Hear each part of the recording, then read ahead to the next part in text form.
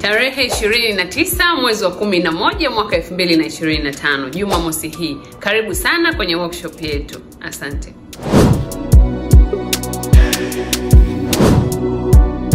Jukumu gani la kwanza, la muhimu zaidi, la kuzingatiwa na dada kila siku anapokuwa kazini kwake? Ninatambua kama nipo kazini, sipo nyumbani.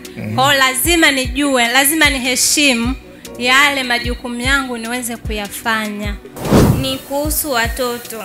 Ni kumsikiliza mwajiri wangu, anataka nini, hataki nini.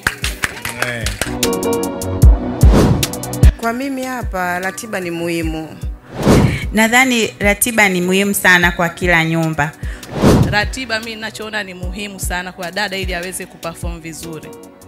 Kwa hiyo nawashukuru sana Wadada Center kwa kutushauri, kwa kutufundisha, kwa kututoa kutoka stage 1 kwenda stage nyingine. Tunawashukuru sana.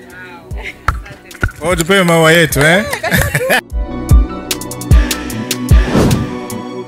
Kwa hiyo jamani, nyinyi mnakuja hapa mnaomba smart au masmart wa nyumbani. Smart sio form 4, sio form 6, sio chuo, sio degree, sio master, sio Kiingereza, sio PhD. Smart tunazungumzia sisi ni smart ya kazi za ndani.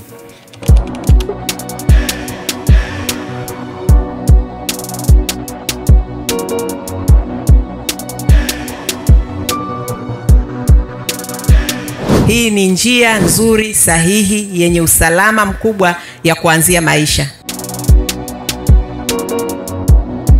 Jumamosi hii tunakukaribisha.